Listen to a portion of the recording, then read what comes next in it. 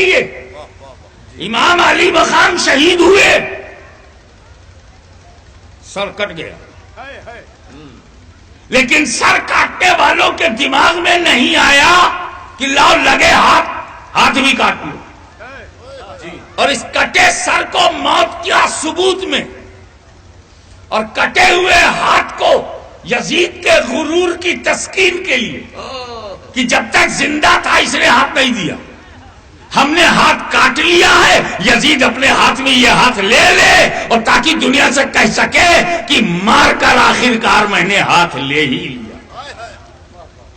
لیکن دیکھ امام حسین شہید ہو گئے ہیں اور دشمنوں کے ذہن پہ قبضہ ہے حسین کا، یزیدی لشکر کے اذہان پر، وچاروں پر، خیال پر، دماغ پر قبضہ حسین کا ہے۔ اے میرے دشمنوں، وہی کاٹ کے لے جانا جو میں دینے پہ تیار تھا، وہ نہ کاٹنا جو میں نہ دینے پہ تیار تھا، نہ جیتے جی دیا، رات دے رہا ہوں، اور میرے غلاموں میں زندہ تھا تب بھی نہیں دیا، اب بھی زندہ ہوں، اب بھی نہیں دے رہا ہوں۔ تب خواجہ غریب نواز نے اس پہلو کو ابھارا، سردار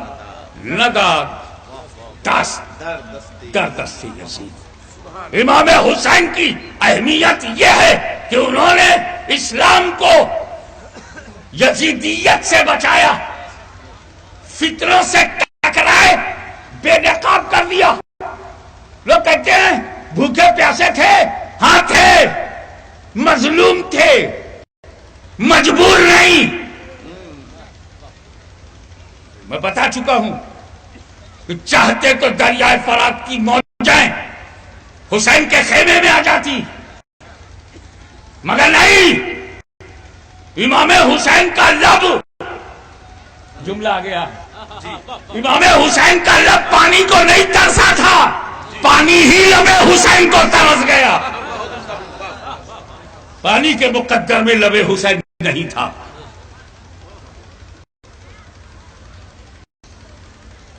لیکن ایک بات سمجھنا،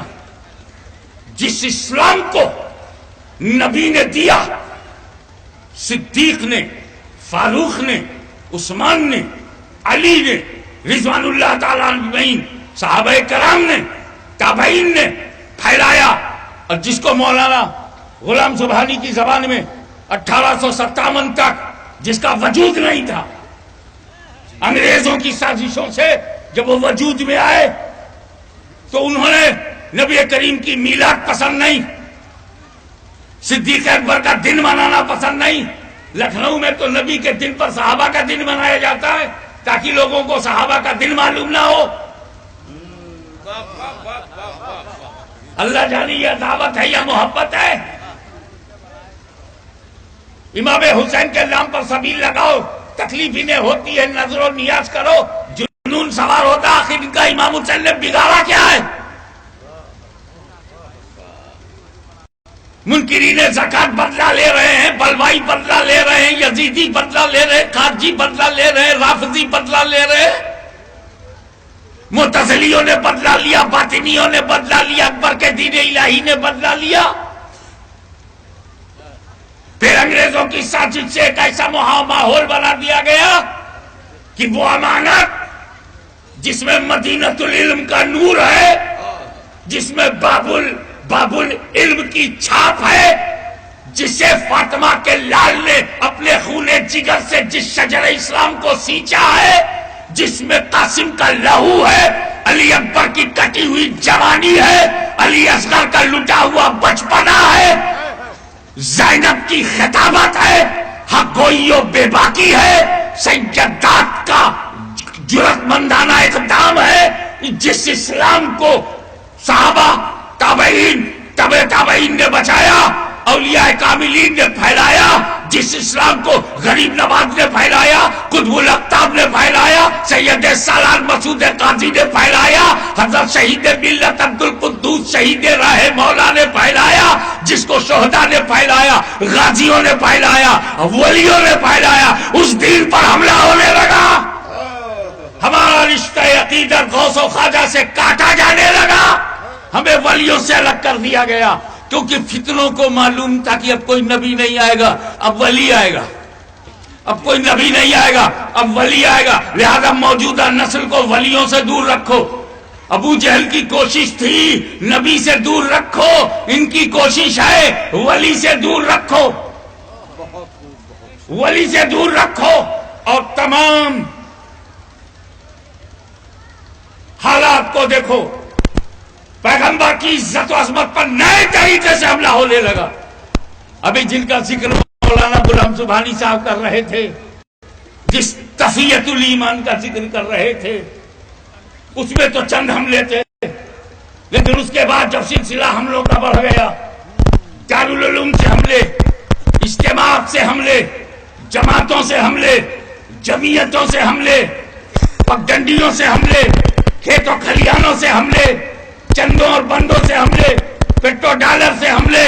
سعودی امداد سے حملے، جب یہ بڑھتا چلا گیا ایک بے چینی پھیل گئی۔ وہی بے چینی جو اجمیر میں نظر آ رہی تھی، وہی کی چوچائے مقدسہ کی گلیوں میں بے چینی نظر آ رہی تھی۔ سارے چشتی چیخ پڑے، اے اللہ اس فتنے سے مجھے بچا۔ غریب نواز المدد، چشتیوں نے غریب نواز کو آواز دی، قادریوں نے غوث اعظم کو آواز دی، ابوالعلائیوں نے سرکار ابوالعلا کو آواز دی، وہ تمام لوگوں نے آواز دینا شروع کیا، اپنے پیر خانوں کی طرف متوجہ ہو گئے۔ سید ابو البرکات المدد، سیدنا برکت اللہ المدد، سرکار مخدوم صفی المدد، مخدوم شابینہ المدد، صابر کلیری المدد، سرکار قطب المدار المدد، غوث اعظم المدد، غریب نواز المدد، سب مدد پکارنے لگے۔ ہم کیسے برداشت کریں؟ کوئی رسول کے علم غیب کو جانوروں پاگلوں کے علم سے تشبیہ دے رہا ہے، کیسے برداشت کریں؟ کوئی نبی کے بعد کسی نئے نبی کے پیدا ہونے کے امکان پر اصرار کر رہا ہے، ہم برداشت کیسے کریں؟ کوئی کہہ رہا ہے بالفرض بعد زمانے نبوی بھی کوئی نبی آ جائے تو اس سے خاتمیت محمدی پہ کوئی اثر نہیں پڑے گا، کیسے برداشت کریں؟ کوئی نماز میں ان کے خیال کو گاؤں بہر بہر اور بیوی سے ہم بستری کے تصور سے بھی گھٹیا بتا رہا ہے، ہم کیسے برداشت کریں؟ کوئی گاؤں کا چودھری کہہ رہا ہے، کوئی مر کر مٹی میں ملنے والا کہہ رہا ہے، کوئی کہہ رہا ہے کہ ہمارے بڑے بھائی جیسے ان کی تعظیم بڑے بھائی جیسی کرنی چاہیے۔ اب پیغمبر کی عزت پر تیروں کی بارش، چوطرفہ حملہ ہو رہا ہے۔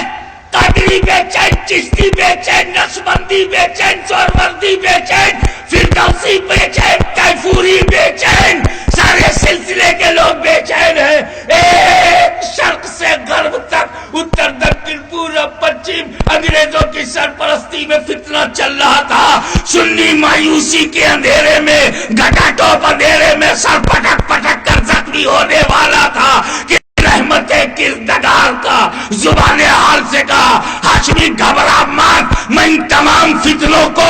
دھول میں مٹانے کے لیے تجھے احمد رضا دے رہا ہوں، تجھے احمد رضا